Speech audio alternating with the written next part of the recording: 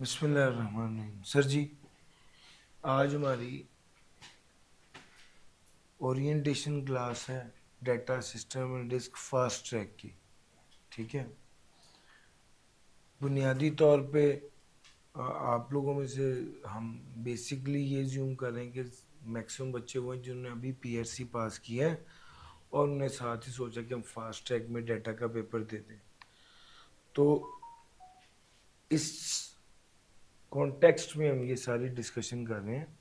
गर्चे अगर आप लोगों ने इससे पहले डाटा को थोड़ा सा पढ़ना शुरू किया है या इससे पहले कभी प्री रिजल्ट में डाटा पढ़ा था और आपको किसी टीचर से प्रॉब्लम आई और आपने ये शुरू कर दिया, तो उसके लिए भी ये आइडियल टाइम है कि आप बजाय इसके कि अटैम्प्ट वेस्ट करके सीखें, आप अभी सीख लें और इसको ज्वाइन करके यहाँ से शुरू हो जाएं।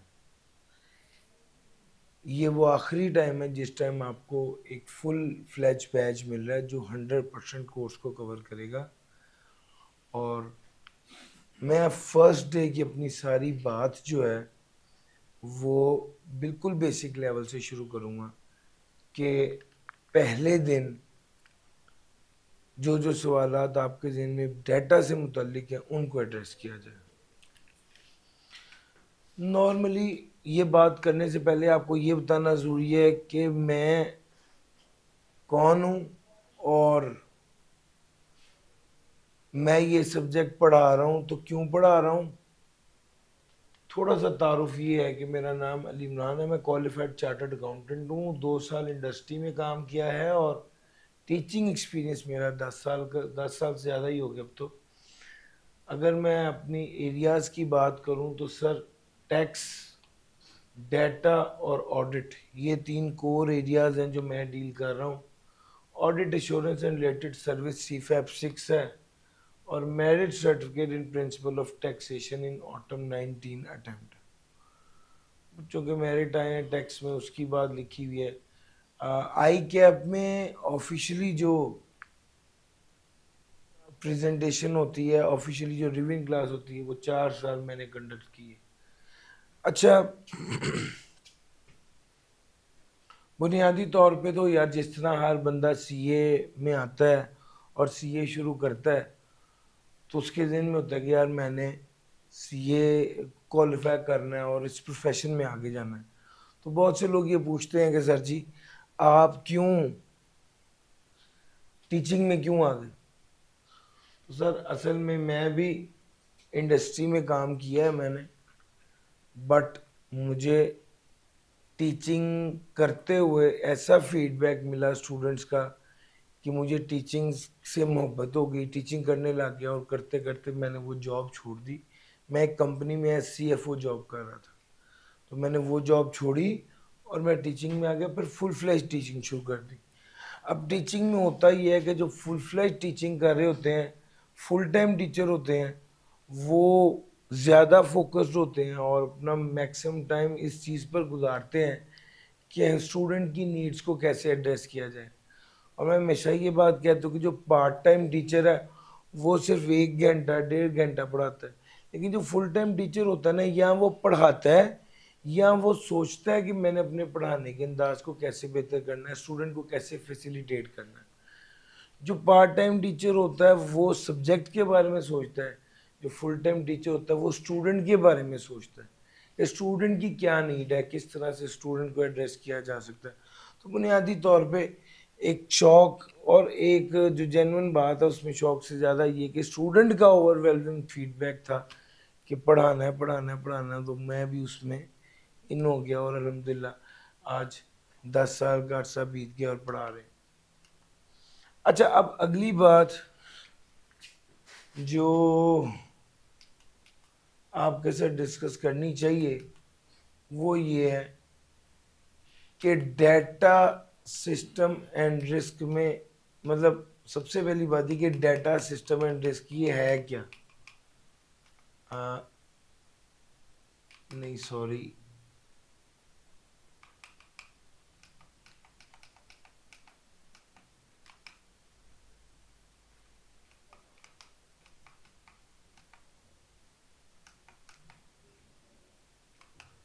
एक मिनट पॉज कीजिए। अच्छा, पहली बात जो आपके साथ करेंगे वो ये कि डेटा सिस्टम एंड रिस्क क्या होता है। बुनियादी तौर पे किसी भी ऑर्गेनाइजेशन में आज के दौर में, जब ये टेक्नोलॉजी का दौर है, जब टेक्नोलॉजी ने हर जगह पर पेनिट्रेट कर लिया है, तो सर अकाउंटिंग में भी टेक्नोलॉजी की बड़ी, जो हमारे इमर्जिंग अकाउंटेंट्स हैं उनके लिए भी बड़ा ज़रूरी है कि वो अपडेटेड टेक्नोलॉजी के बारे में उन्हें पता हो और वो उससे फ़ायदा उठा रहे हो। पहला सवाल ये पैदा होता है कि ये सब्जेक्ट क्या है और ये हमारे सीए में शामिल क्यों है। बाकी बातें तो बात की, ठीक हो गया। तो डेटा सिस्टम एंड रिस्क बुनियादी तौर पे टेक्नोलॉजी को सीए में इन करना और टेक्नोलॉजी को सीए में रखने के लिए एक सब्जेक्ट है मेन। कि जो चार्टर्ड अकाउंटेंट है ये बिल्कुल ऐसे ही है कि जैसे आप एक डॉक्टर के पास जाएं और आप एक डॉक्टर से पूछें कि मैं शुगर चेक करवाना चाहता हूँ, तो डॉक्टर आपकी वेन से ब्लड निकाले और आपको कहे कि ठीक है आप कल आ जाएं, आपको पता चल जाएगा कि शुगर क्या है, आपकी शुगर कितनी है। तो आप कहेंगे यार ये जी डॉक्टर, इसको पता ही नहीं है, आज ग्लूकोमीटर आ गया, वह एक पिन लगाओ 10 सेकंड के अंदर अंदर शुगर पता चल जाती। आपको आपको ऐसे डॉक्टर कैसा लगेगा? मेरे मुताबिक तो मैं अगर ऐसे डॉक्टर के पास जाऊं तो मैं कहूँगा फारिग है। हालांकि उसकी टेक्निकल स्किल, उसकी अपनी फील्ड की स्किल, उसकी मर्ज को तशखीस करने की, डायग्नोज करने की स्किल जितनी भी अच्छी हो, लेकिन अगर वो टेक्नोलॉजी के साथ नहीं चल रहा, फारिग है सर, वो आज के दौर में नहीं चल सकता। सर अभी कुछ अर्सा पहले मेरा बाजू फ्रैक्चर हो गया, तो मैं डॉक्टर के पास गया, तो डॉक्टर ने मुझे जो प्लास्टर लगाया है उसने कहा कि वो दौर ही गुजर गया जब ये वाला प्लास्टर लगता था। ये उसका यार जो लगता होता था पहले काफ़ी भारी होता था, उन्होंने मुझे प्लास्टिक का प्लास्टर लगाया इतना सा। और उसने मुझे कहा कि गर्मियों के दिन, तो उसने कहा कि आप स्विमिंग करें, जो मर्जी करें, कोई दिक्कत नहीं। तो सर चीज़ें चेंज हो रही हैं। फाइबर का प्लास्टर उसने मुझे लगाया है, और वो जो होता है ना प्लास्टर ऑफ पेरिस, वो नहीं लगाया। वो इतना भारी भी होता था, उसको लगाना फिर अंदर से सारी स्किन गल जाती थी। ये तो स्विमिंग करते रहे हैं, कोई मसला नहीं हुआ। तो सर अब टेक्नोलॉजी जब अपग्रेड हो जाएगी, जब टेक्नोलॉजी बढ़ जाएगी, तो आप उसको यूज़ करेंगे ना अपने फ़ायदे के लिए। अगर आज भी एक बंदा इस चीज़ के बिल्कुल बेखबर के यार दुनिया में क्या चल रहा है, कि मैंने तो पैदल ही जाना है एक जगह से दूसरी जगह, तो इसका मतलब है वो इस ज़माने के मुताबिक नहीं चल रहा। आसान अल्फाज में ये कि माशरे में अकाउंट हम चाहते हैं हमारा चार्टर्ड अकाउंटेंट ज़माने के मुताबिक चले। अगर आज का कोई चार्टर्ड अकाउंटेंट है और वो कहता है यार वो सिस्टम कंप्यूटर छोड़ो, अब मैं तुम्हें कागज़ पेंसिल से बैलेंस शीट टैली करके दिखाता हूँ, और उसे बहुत अच्छी करनी भी आती है, तो क्या वो कामयाब है? बेकार है सर। उसको क्या करना पड़ेगा?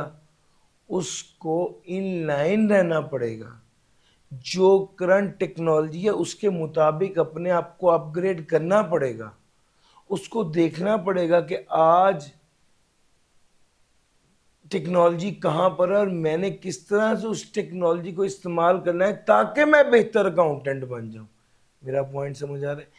इस टेक्नोलॉजी के एलिमेंट को, इस टेक्नोलॉजी के फैक्टर को सीए वाले इनकॉर्पोरेट करते हैं। और ये सिर्फ सीए में नहीं है, ये आईसीडब्ल्यू में भी है, ये एसीसी में भी, हर जगह टेक्नोलॉजी को साथ रखा जाता है ताकि चार्टर्ड अकाउंटेंट्स जो हैं वो जो डेवलप हों, तो वो टेक्नोलॉजी के साथ इक्विप हों और टेक्नोलॉजी से अपनी स्किल को, अपने प्रोफेशन को, अपने प्रोफेशन में टेक्नोलॉजी से फ़ायदा उठाएं और आगे निकलें।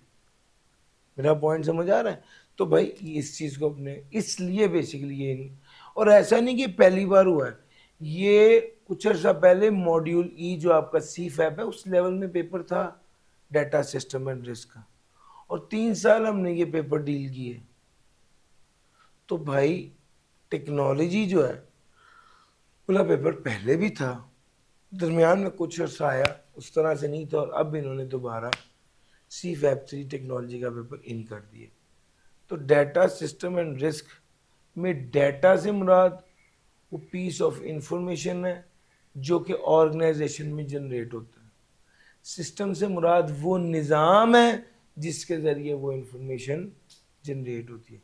और रिस्क से मुराद वो प्रॉब्लम्स हैं, वो इश्यूज हैं जो अराइज हो सकते हैं उस इंफॉर्मेशन के डेवलप होने के दौरान। ठीक हो गया। बहरहाल ये तो पूरी एक सब्जेक्ट का नाम है, data system and risk. Chapter 1 से लेके चैप्टर 6 तक हमने डाटा पढ़ना है, चैप्टर 7 से लेके चैप्टर 13 तक हमने सिस्टम पढ़ना है, चैप्टर 14 से लेके चैप्टर 7D तक हमने रिस्क पढ़ना है। तो बड़ी डिटेल से कॉम्प्रिहेंसिवली ये सारा हमने कवर करना है। तो इस चीज़ को अपने जहन में रखिए कि डाटा सिस्टम एंड रिस्क क्या है, ये बताया। ये क्यों इनकॉर्पोरेटेड, सीए में क्यों आया? तो भाई सीए में तो ये हमेशा से ही था और इसने रहना ही है। और हम चाहते हैं कि हमारा चार्टर्ड अकाउंटेंट जो है वो आज की टेक्नोलॉजी से भरपूर फ़ायदा उठाए, आज की टेक्नोलॉजी को इस्तेमाल करना जानता हो। वो एक ऑर्गेनाइजेशन में जाकर वो सॉफ्टवेयर देखकर परेशान हो जाए कि अच्छा ये क्या होता है, मुझे तो नहीं इसका पता, मुझे आप सवाल दें मैं जल्दी से टैली कर देता हूँ। ऐसे कोई गल ना हो। मेरा पॉइंट समझ आ रहा है? तो भाई ये चीज़ें अपनी जगह पे ज़रूरी है, क्यों नहीं चलना भाई। आ गया बस, ठीक। अच्छा, अब अगला सवाल ये है कि क्या पीआरसी करने वाला बच्चा पीआरसी करते साथ ही ये शुरू कर ले? क्या रिकमेंडेड है इसको फास्ट ट्रैक में शुरू करना? और इसका कोर्स कितना लेंथी है? और क्या इस सब्जेक्ट को फास्ट ट्रैक में ले लेना चाहिए, जबकि इसके हवाले से पहले कोई ट्रैक भी नहीं है कि फ़लाँ सवाल पेपर पहले आया या फ़लाँ चीज़ें पहले आई? तो इसका जवाब है कि सर डरने की बात नहीं है, डरने की बात नहीं है। आप वो ड्यू वाले कहते हैं ना कि डर के आगे जीत है।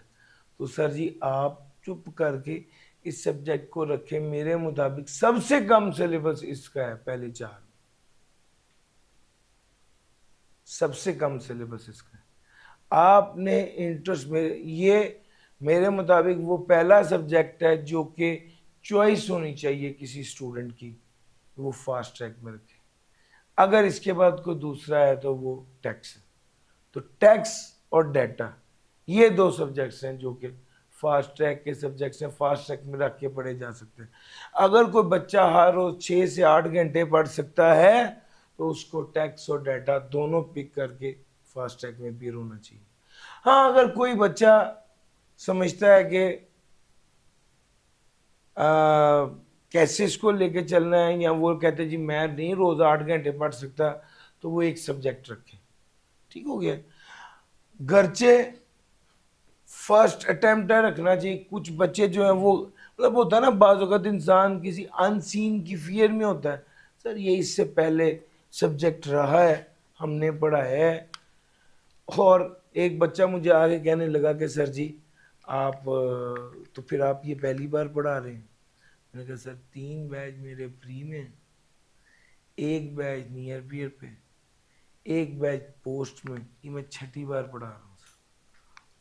तो मैं पहली बार नहीं आपके लिए पढ़ा, ये इस सेशन में मैं 6ठी बार पढ़ा।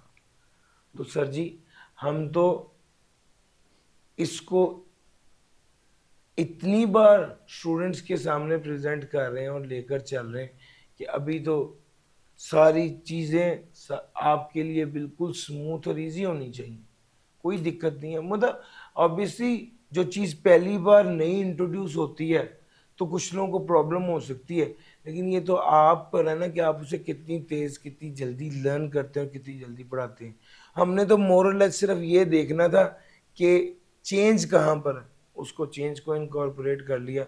और मज़े की बात है कि बहुत ज़्यादा चेंज भी नहीं है, जो टेक्नोलॉजी अपग्रेड हुई है मेन वही चेंज है जो हम आपके साथ लेके चल रहे हैं। अच्छा, अगले नंबर पे बात ये कि ये सब्जेक्ट सीए में क्यों शामिल है, इसको मैंने बड़ी डिटेल में बता दी कि सीए ने टेक्नोलॉजी को इंक्लूड किया है अपने अंदर, ताकि बच्चा जो है वो लेटेस्ट टेक्नोलॉजी के मुताबिक चले। अब ये सवाल काफी आते कि सर आप तो चार्टर्ड अकाउंटेंट हैं,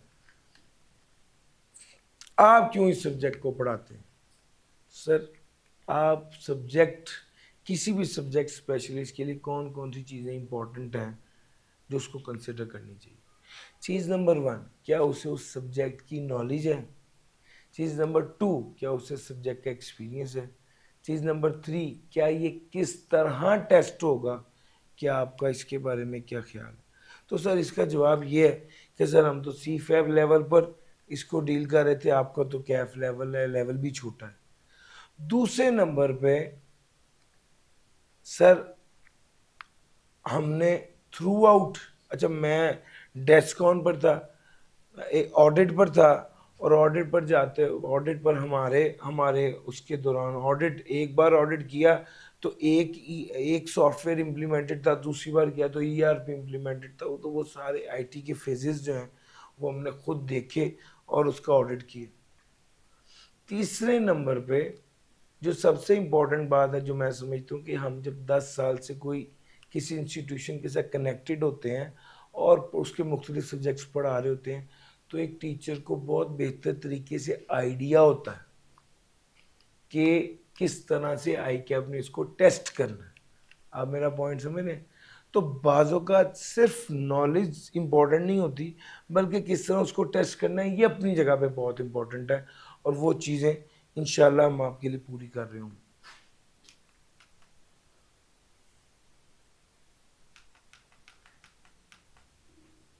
और एक बात जो मैं हमेशा कहता हूँ, बल्कि इसी तरह की एक ओरिएंटेशन में मैंने एक बात कही थी, वो वीडियो मेरा ख्याल है को 5-6 हज़ार लोगों ने देखी भी, लेकिन वो बात आपके साथ भी ज़रूर करनी है कि सर आप ये क्लास क्यों ज्वाइन करें, और इस आप ये क्लास क्यों ज्वाइन करें, और इस क्लास से आपको क्या फ़ायदा होगा।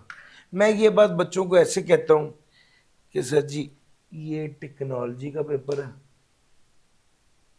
और आप हर बच्चे के मोबाइल में चैट जीपीटी भी है, तो सवाल ये कि फिर ये क्लास क्यों लें?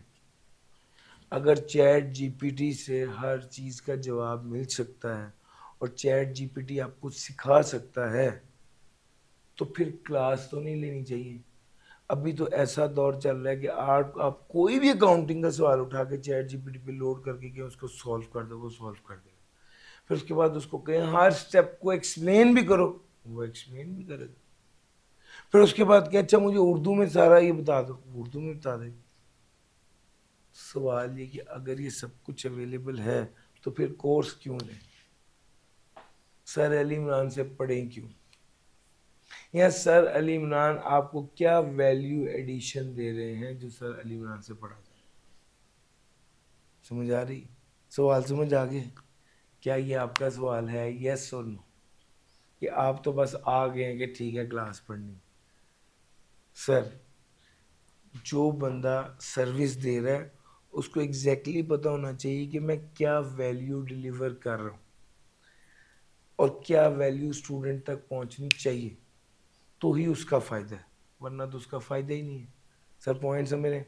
आए सर ये डिस्कस करते हैं कि क्या वैल्यू डिलीवर होगी। सर जी दो चीज़ें हैं जो आपको किसी भी टीचर से कभी भी पढ़ें तो दो चीज़ें जो है ना ये आपको ज़रूर मिलनी चाहिए उस फीस के अगेंस्ट जो आपने पे की। One is efficiency.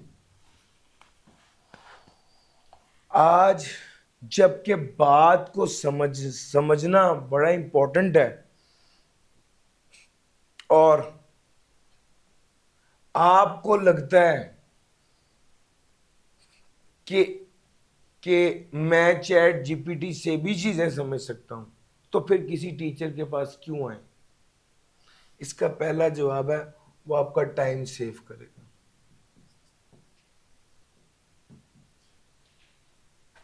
क्या मतलब? आप चैट जीपीटी में एक टॉपिक लिखेंगे, वो आपको एक बात समझाएगा, फिर उसके बाद आप वही टॉपिक यूट्यूब में लिखेंगे, वो आपको 2 मिलियन सर्चेस देगा। आप पहली 5 6 7 वीडियोस देखेंगे, उसके बाद आपको कुछ कुछ टॉपिक की समझ आएगी, तो एक वीडियो दूसरी वीडियो के साथ इन कॉन्फ्लिक्ट में भी होगी, फिर आप उसके डिफरेंस नोट करने लग जाएंगे।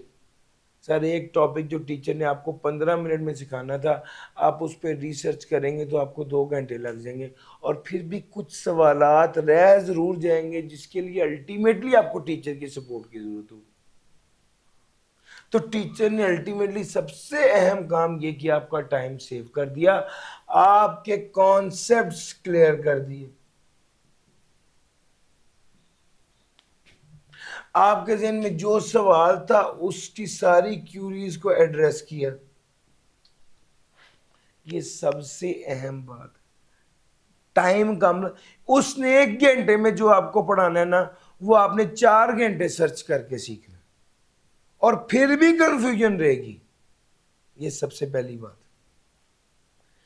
अगर मैं दूसरी बात की बात करूं तो वो होता है effectiveness. Based on the experience that we have, आपको इफेक्टिवनेस का मतलब ये है कि जितना एक्सपीरियंस हमारे पास है उस बेस पर हमें क्या करना चाहिए। इफेक्टिव होता है आपको टीचर डायरेक्शन दे रहा है, मैं इसको आसान अल्फाज में कहता हूं, इस तरीके से आपको पढ़ाया जाएगा जिस तरीके से पेपर टेस्ट होना है। यार मेरा पॉइंट समझ आ रहा है? इस तरीके से पढ़ाया जाएगा जिस तरीके से पेपर में आना है। तो सर आपकी डायरेक्शन बड़ी इंपॉर्टेंट होती है, आपकी डायरेक्शन बड़ी इंपॉर्टेंट होती है। टीचर आपको डायरेक्शन दे रहा होता है, दूसरे नंबर पे टेस्टिंग हो रही होगी, टेस्ट होने के बाद टेस्ट डिस्कशन, एरर्स हाईलाइट होंगे, और मेक श्योर करेंगे कि आप इस ड्रिल से इस तरह से गुजरे कि अल्टीमेटली आप पेपर को पास कर रहे हो in the very first attempt. ये मेरा पॉइंट समझ आ रहा है?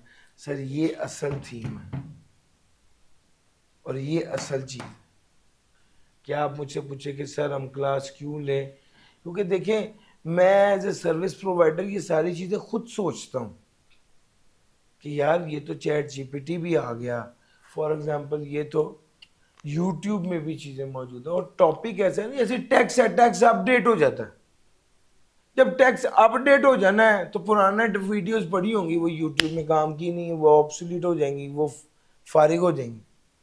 लेकिन डेटा एक ऐसा एरिया है, वहां पर अगर कोई डिटेल पड़ी हुई है तो वो क्या कहते हैं, आपके लिए यूजेबल है।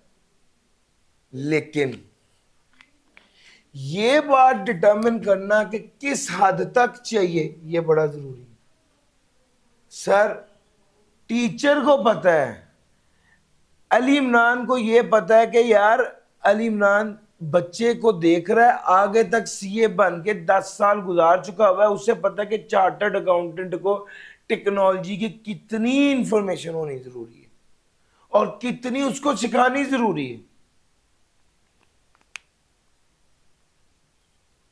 तो जब आप YouTube से वीडियो देखोगे तो वो तो फिर लिमिटलेस हो जाएगी। मेरा पॉइंट समझ आ रहा है? आपको कौन सी वीडियो चाहिए? आपको सिर्फ आपकी लिमिट डिफाइन आपके टीचर ने करनी है।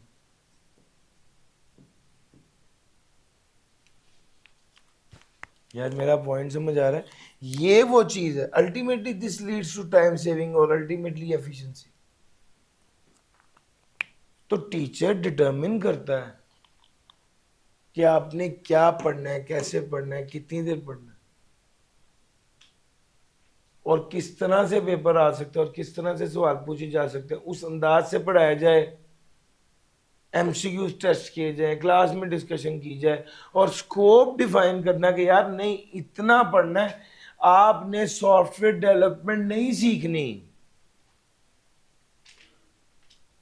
सर गाड़ी को चलाना सिखाना है आपको, गाड़ी का इस्तेमाल सिखाना है आपको, गाड़ी के फंक्शन सिखाने हैं आपको। और अगर YouTube पर सर्च करने लगेंगे तो वो आपको इंजन बनाना सिखाना शुरू कर देगा। वो आपने नहीं बनाना ना भाई, आपका वो स्कोप नहीं है। आपने तो इस्तेमाल देखना कि ये मोबाइल है, इसमें इतना इंटरनेट चलता है, इतनी स्पीड से चलता है, ये इसकी मेमोरी है, ये इसका कैमरा है, ये इसकी स्पीड है, ये इसका एंड्रॉयड वर्जन है, ये मेरी फलां गेम को सपोर्ट करेगा, दैट्स इट। अब अगर मैं आपको ये कहूँ कि ये ऐप कैसे बनती है ये भी सीखो, तो आप कहेंगे यार ये मैं क्यों सीखूं, ये तो मेरे सीए में मेरे काम की है ही नहीं। तो भाई वो बाउंड्री लाइन डिसाइड करना, इसके लिए कोर्स लेना जरूरी है। जो जो लेक्चर पढ़े होते हैं नॉर्मली यूट्यूब पे या दूसरे प्लेटफॉर्म्स पे, वो किसके होते हैं? वो होते ही आईटी वाले स्टूडेंट्स के लिए, कंप्यूटर साइंसेस के बच्चों के लिए। अब उन्होंने उनको कंप्यूटर साइंसेस के कोर्स को कवर कराना है, अब उनका स्कोप हो रहा है और आपका स्कोप हो रहा है, तो वो स्कोप में इस चीज को क्लैरिटी देना किसका काम होता है? ये भी टीचर का काम होता है। और टीचर डिटर्मिन करेगा बस इस हद तक रहना है, और उससे आपका टाइम भी बचेगा और आप एफिशिएंट भी हो जाएंगे। पॉइंट समझ आ रहा है सर? ये सारी बातें हमने इस क्लास से अटेंड करनी है। और मैंने एक बात और भी गई थी, आपको भी कहता हूँ कि sir at the end of the session अगर आपको एफिशिएंसी और इफेक्टिवनेस ना मिले तो आप अपनी फीस रिफंड कर लें, ठीक हो गया? उसकी वजह ये कोई बहुत वो बात नहीं, मैं सिर्फ ये बात चाहता हूँ कि यार हम इतनी ट्रांसपेरेंसी से आपको लेके चल रहे हैं कि यार आपको क्या सर्विस प्रोवाइड की जाएगी। डन हो गया सर जी? ले सर।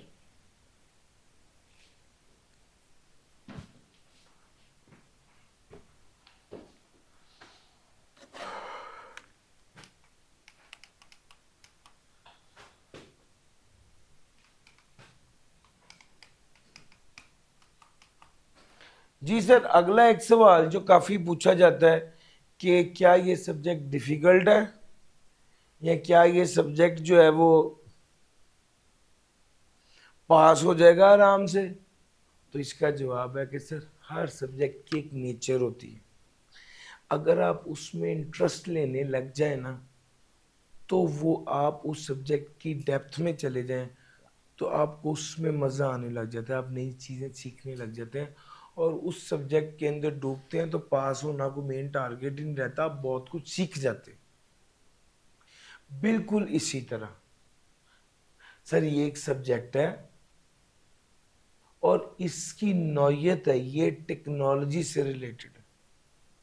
आप देखेंगे इंशाल्लाह आगे भी मैं अक्सर, जैसे अभी जैज़ कैश के बारे में पॉलिसीज कुछ चेंज हुई, मैंने बच्चों के साथ शेयर की। मैं कहीं को फेसबुक पे लिंक्डइन पे कुछ पोस्ट देखता हूँ तो मैं उसका स्क्रीनशॉट लेके अपने व्हाट्सएप ग्रुप में डाल देता हूँ, बच्चों को बताने के लिए कि यार ये अपडेट आ रही है, आप उसमें इंटरेस्ट लो, उस सब्जेक्ट में इंटरेस्ट लो। और अगर आप ये सोचो कि अच्छा यार कितने सफ़े हैं, इसको रट्टा मारना, बस रट्टा मार लेंगे काम हो जाएगा, नहीं होगा। कौन सब्जेक्ट में इंटरेस्ट लेंगे, सब्जेक्ट की बात समझ आनी शुरू होगी, आपको जब बात समझ आएगी तो याद भी रहेगी और पेपर भी पास होगा। लेकिन अगर आप सिर्फ उसको ये सोचें कि ये कोई क्रैमिंग वाला सब्जेक्ट है जिसको मैंने सिर्फ रट्टा मारना और जान छुड़ानी है, ये गले पड़ जाता है। सीए में एक ही मसला है, जिस सब्जेक्ट से आप जान छुड़ाएंगे ना वो गले पड़ जाएगा। तो भाई आराम से तसल्ली से, हम अल्हम्दुलिल्लाह एक क्लास एनवायरनमेंट में इसको इस तरह से आपको लेके चल रहे होंगे कि आप इसको एंजॉय कर रहे हो, रादर देन कि आप एक अजियत में और तहम्मुल का इम्तिहान हो कि यार ये कब ख़त्म होगा। और ये इस क्लास की ख़ास बात ये होती है कि ये एक इंटरएक्टिव क्लास होती है। मिसाल के तौर पे बच्चे बहुत सी टैक्स वाले भी बैठे हैं, वो भी उनने टैक्स पढ़ा हुआ है, तो वो क्या कहते हैं? वो कहते हैं कि सर टैक्स में तो सर आप ही तो, भैया टैक्स में आपको पता नहीं ना होता था कुछ। टैक्स एक कानून है जिसके बारे में आपको ये पता है कि इससे बचना चाहिए।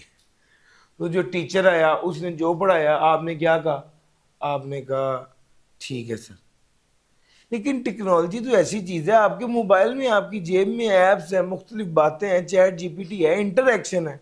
मेरा पॉइंट समझ आ रहा है। उसमें तो आप क्या करेंगे, उसमें तो आप खुद भी सर्च कर सकते हैं, टॉपिक को खुद भी देख सकते हैं।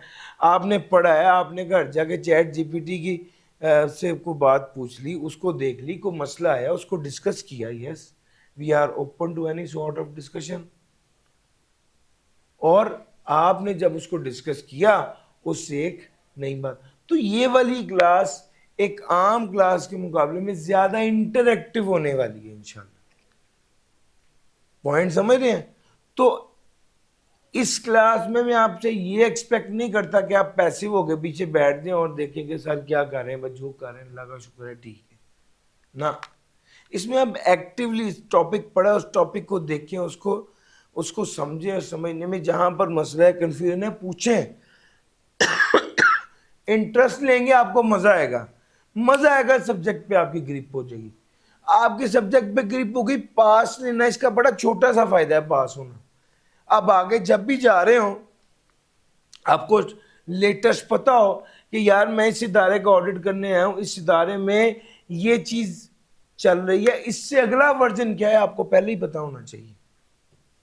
यार मेरा पॉइंट समझ आ रहा है? उससे आपकी वैल्यू बढ़ती। मुझे आज भी याद है, हमने 2010 में 2009 में आर्टिकल्स किए हैं, 9 10 11 12, हाँ 2009 में आर्टिकल करने शुरू किए। तो हमारे साथ एक बंदा था, वो टेक्नोलॉजी में बड़ा तेज था। उसने डेस्कॉन में जाके उनके एग्जिस्टिंग सिस्टम के ऊपर 2-3 ऐसी क्वेश्चंस पूछे और ऐसे उसको इम्प्लीमेंट किया जो ऑडिट के लिए बड़े हेल्पफुल थे। तो वो हमारी फर्म में इतना मशहूर हो गया कि यार बंदा तो यही है। फिर जब आर्टिकल उसके मुकम्मल हुए, डेस्कॉन ने उसको अपने पास रख लिया। आज वो मेरा ख्याल है कि डेस्कॉन के पूरे मिडिल ईस्ट का हेड है sir. Step by step finance का हेड है, स्टेप बाय स्टेप। आपको टेक्नोलॉजी का पता है, आप जाते हैं, आपको बहुत से लोगों ने, जिन लोगों ने रट्टा लगाया होगा ना, वो नहीं, उनको उस लेवल का नहीं पता होगा जितना आपको पता होगा, जिसने डेप्थ देखा होगा। पॉइंट समझ आ रहा है? तो यार इस चीज़ को देखना ज़रूरी है और इस चीज़ को समझना ज़रूरी है। इसको एंजॉय करेंगे, इसको इसका मज़ा लेंगे तो आपको फील भी आएगी। अच्छा, अब थोड़ी सी बात ये कर लें कि इसे सब्जेक्ट तो मुश्किल नहीं है, उसके लिए जो क्लास में बैठना ना, आपने एंजॉय करना है क्लास में बैठ के। मुसीबत नहीं पड़ गई कोई, आराम से बैठे उसको एंजॉय करें। जो लोग ऑनलाइन देख रहे हैं आराम से बैठे। यार आप 2-2 घंटे 4-4 घंटे फेसबुक भी तो स्क्रॉल करते ही है ना, आराम से बैठे और देखें आप क्लास को। आप टेक्नोलॉजी की बात सुने समझें। मैंने इतनी एग्जांपल्स क्राफ्ट की हैं कि हर बात के साथ 2-3 एग्जांपल्स हैं, आप उसको एंजॉय करने लग जाएंगे। जब आप उसको एंजॉय करेंगे, आपको पढ़ाई पढ़ाई नहीं लगेगी, समझ भी आएगी, याद करने बैठेंगे याद भी होगा, पेपर भी पास होगा। और मैं फिर कह रहा हूँ, पेपर पास होना इसका छोटा सा फायदा है। अगर आप उस चीज़ के साथ चलते हैं, टेक्नोलॉजी को अपने साथ लेकर चलते हैं, तो इसका फायदा बहुत बड़ा है। हमारा एक दोस्त है, वो आगे ईआरपी एक बहुत बड़ा स्कोप है जो जिसके अंदर चार्टर्ड अकाउंटेंट्स अब काफी इन हो चुके हैं।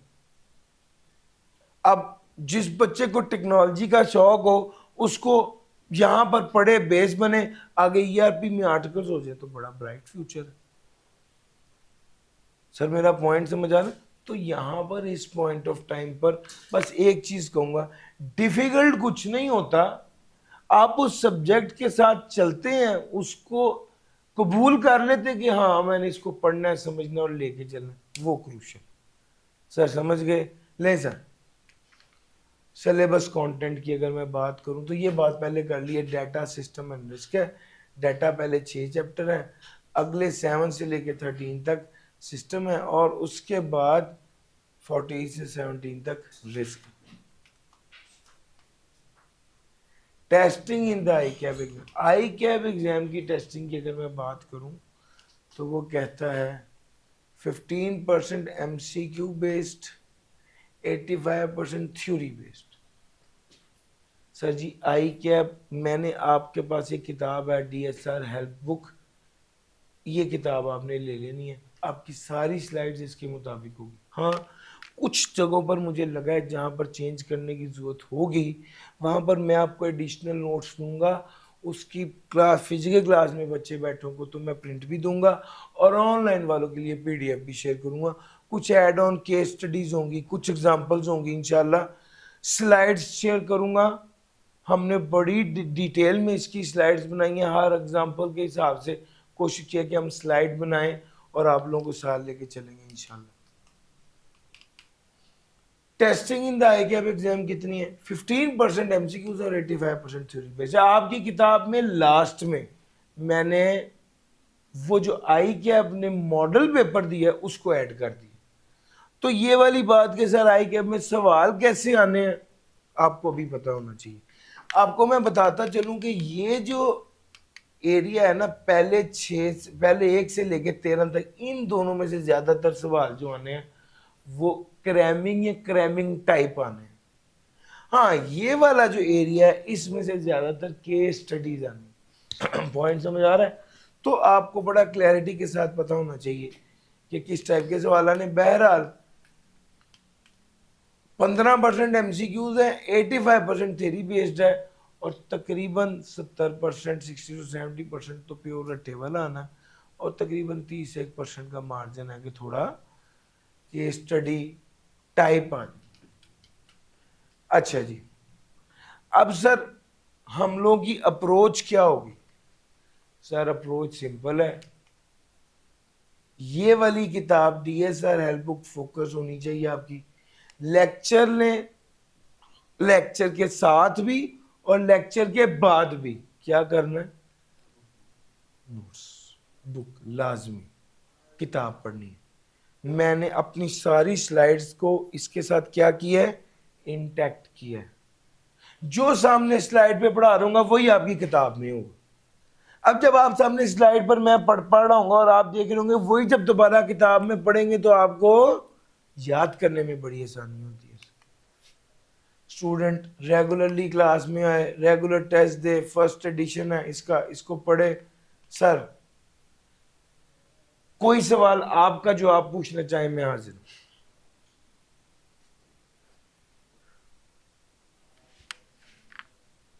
जी सर।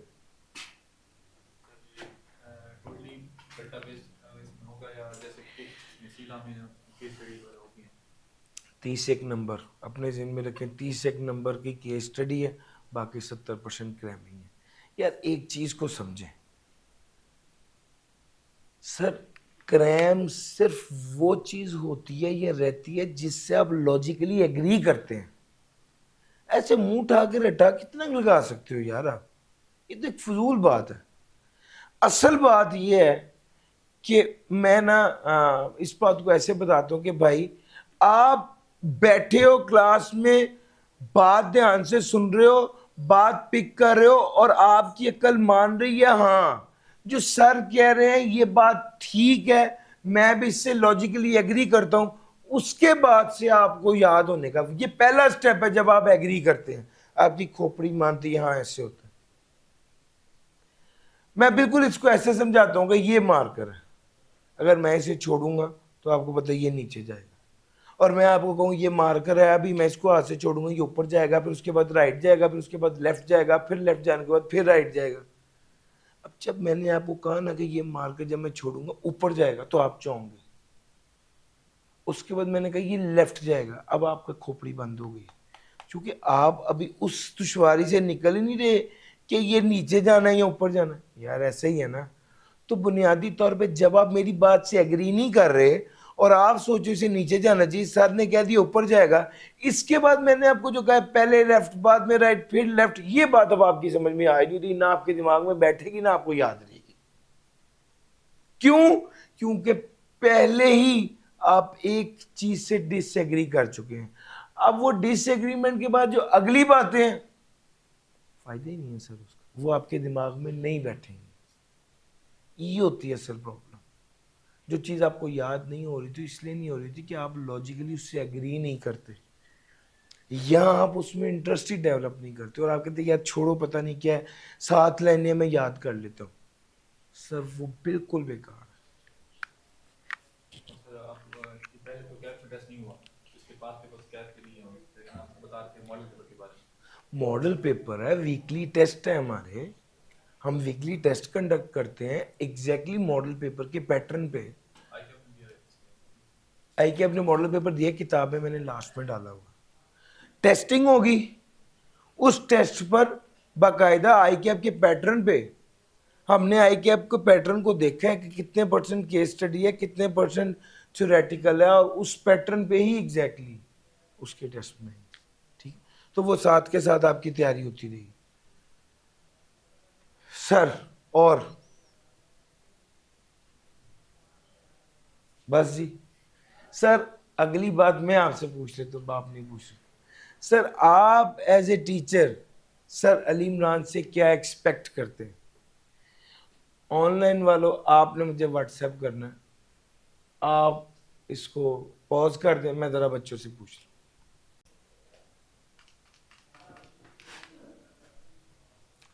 अच्छा जी, ये वाली बात हो गई, एमसीक्यूज टेस्टिंग वाली बात हो गई। एक आखिरी बात सर, आप सिलेबस कब तक मुकम्मल करा देंगे? ये बड़ा हॉट सवाल है फास्ट ट्रैक का। फास्ट ट्रैक के बारे में सबसे हॉट सवाल ये कि सर सिलेबस कब तक कंप्लीट करा देंगे? सर ये मैंने आपके साथ स्केड्यूल शेयर कर दिया, 12 टेस्ट हैं। 9 फरवरी को हमारा लास्ट वीक होगा, 15 या 16 तारीख, 15 तारीख समझ लें। 15 फरवरी इज द डेट जिस दिन आपका सिलेबस कंप्लीट होगा विद 12 टेस्ट। तो इस चीज के बारे में बॉदर ना करें, असल चीज ये है कि आपने साथ साथ तैयार करना है। और मेरा टारगेट ये है कि जब मैं 15 फरवरी को ये खत्म कराऊं तो भाई उसके बाद आपके पास 20 एक दिन कम से कम हो, 15 से 20 दिन कि आप इसको एक बार थॉरली रिवाइज कर। लेकिन मैं बार बार कहता हूं, फास्ट ट्रैक में सबसे मेजर डिफरेंस ये होता है कि फास्ट ट्रैक वाला बच्चा रोज का काम रोज ना करे तो वो फिर बाद में पकड़ नहीं पाता। प्री रिजल्ट वाला होता है 2 दिन 4 दिन छुट्टी कर ली, वो बाद में आता है तो वो पकड़ लेता है। लेकिन फास्ट ट्रैक में लाजमी यह है कि काम रोज का रोज किया जाए, बस इस चीज को आपने इंश्योर करना है। रोज क्लास लेनी है, रोज का काम रोज करना है। रोज क्लास लेनी है, रोज का काम रोज करना है। ये 2 चीजें अपने जहन में रखें और रोज आए, इंशाल्लाह आप देखेंगे बहुत जल्दी इंशाल्लाह हम चीज़ों को कवर कर रहे होंगे। तरतीब आपके सामने लिख दी है, इसके मुताबिक इंशाल्लाह हम चीज़ों को लेके चल रहे हैं। डन हो गया सर जी। आज बुनियादी तौर पे ओरिएंटेशन ही है, इंशाल्लाह कल जो है मैं प्रॉपर चैप्टर नंबर 1 शुरू करूँगा और कल से हम डाटा शुरू कर देंगे और पहले पहले 6 चैप्टर्स पढ़ेंगे डाटा के इंशाल्लाह। ये टाइम है, टाइमलाइन नोट देख लीजिए, दिसंबर के महीने तक हम डाटा ख़त्म कर लेंगे। 28 दिसंबर इज़ द डेट, जिसका मतलब ये है कि हम 28 दिसंबर तक 35 से 40 नंबर, 35 से 45 की ब्रैकेट ख़त्म कर चुके होंगे। फिर जनवरी के महीने में हम पूरा जनवरी का महीना लगाएंगे, 2 फरवरी तक हम दूसरा पार्ट ख़त्म करेंगे। हाँ, और फिर उसके बाद 15 दिन लगाएंगे, जो आखिरी 4 चैप्टर हैं रिस्क वाला एरिया वो ख़त्म करेंगे। तो एक प्रॉपर ड्यू प्लानिंग के साथ चल रहा है, इसको इस तरह ही लेके चलेंगे और मेक श्योर करेंगे कि हम इसको कवर करें। Done sir ji? नहीं सर, आज के लिए इतना ही था। Thank you ji.